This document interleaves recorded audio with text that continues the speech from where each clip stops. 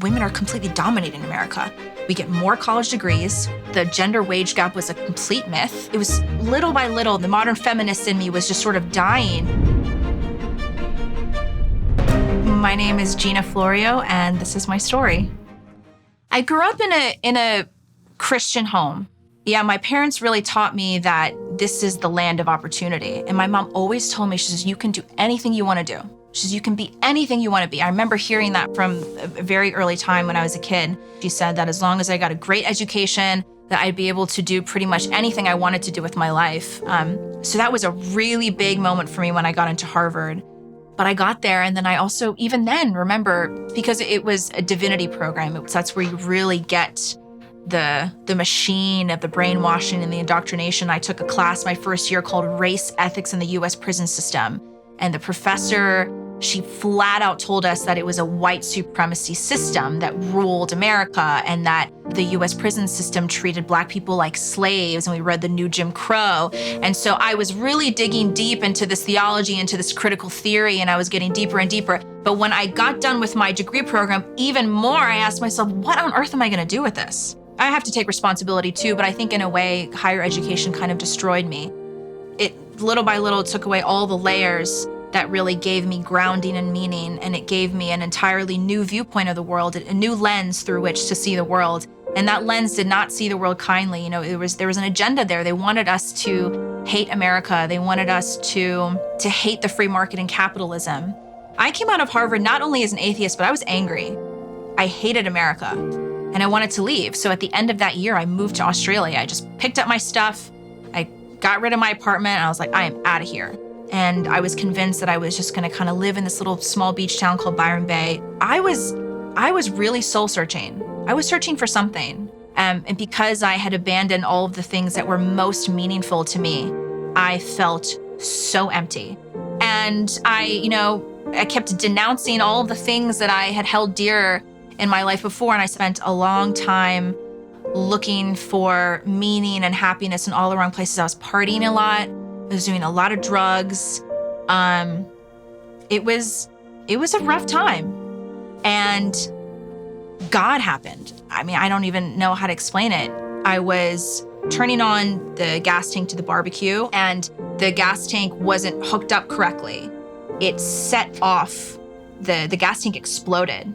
I ended up going to the hospital. I had first and second degree burns all over my face, my neck. My face was just completely charred. All of the delicate skin that was peeling off. A couple weeks went by. I had to leave the country in order to renew my tourist visa. They found out that I was essentially working on a tourist visa, which is obviously illegal. And I had no choice but to go back home. And my mom said when I called her from the detention center, she said she was so relieved. She was so relieved.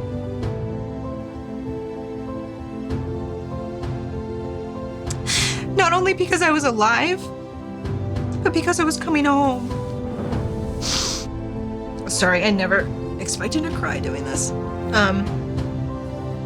It was a rough time, and it was strange. And I feel bad. I put my mom through that. She had to watch me go from a straight A student and having real ambitions for my life, and then all of a sudden I was just sort of like, kicking it all away and saying, I don't want any of that. I just want to be free. I was a freelance writer for a couple of media publications. You write whatever they give you. So at the start of a week, my editor would give me a list of SEO phrases, a list of topics, and I could choose which ones I wanted. And the list was always something like 10 ways you can be more of an intersectional feminist, 10 ways you can support more women-owned businesses, 10 ways that cultural appropriation hurts everyone, especially minorities. So they would assign us very, very leftist, very feminist issues that we would just sort of have to produce, because the name of the game for these media companies is quantity over quality. It's all about clicks and views and traffic, because that's how they make their money. That's how the advertisers will buy ads. So they just give you topics that they know will get a lot of clicks and views, and you're just expected to write them. One year they asked me to write 10 New Year's resolutions that people of color have for white people. And I ended up writing that. And so I was, taking everything that I learned from college and university and graduate school, and then being in this media environment. It was just the perfect storm of a place to produce content where it was, very anti-America, very anti-men, anti-capitalism. But what's interesting about that time is that my ex-husband red-pilled me. Little by little, we would have these conversations at home. My husband at the time asked me if I would watch an interview. And that interview was Candace Owens, the first time she was on the Rubin Report in 2017. And I just remember watching this girl and thinking to myself, I am being lied to by the media. There's something wrong here. And then I took a deep dive. I was just binging. I watched so much Victor Davis Hanson. I watched a lot of his speeches. I was listening to the Rubin Report a lot. That marriage played a really big role in my life because it pulled back the veil. He really helped me understand that a lot of the things that I was taught, a lot of the things that I was producing as an editor and as a writer were just patently, blatantly false and a complete lie. Really big sort of red pill for me was the lie of modern feminism. The relationship between men and women is not the way that modern feminists say it is. And then I started researching more about how women were doing in America. And I started to realize that women are completely dominating America.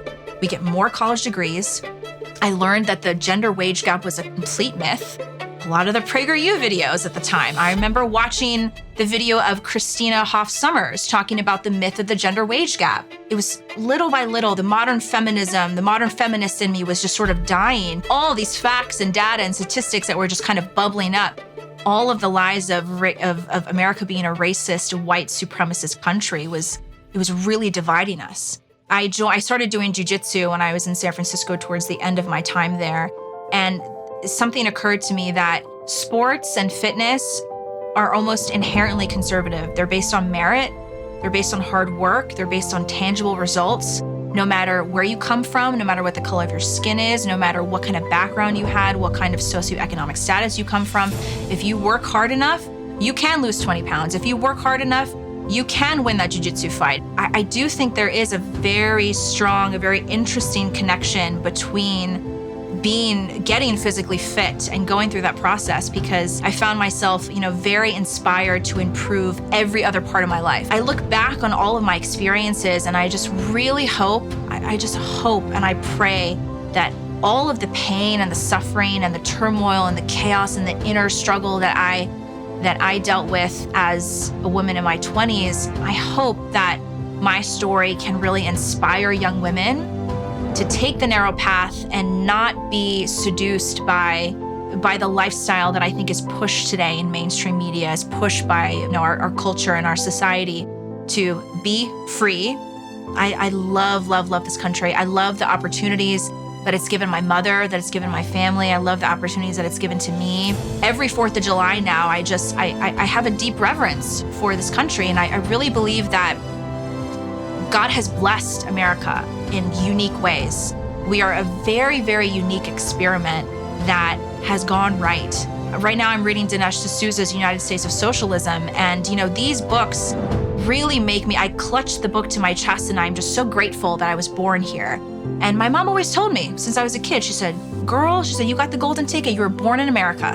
And my mom was right. I'm so lucky now and so fortunate to be here. I just love America. I love our country. Thank you so much for watching this episode. I hope you enjoyed it. Please consider making a tax-deductible donation to PragerU so we can continue giving out this content for free. Thank you so much.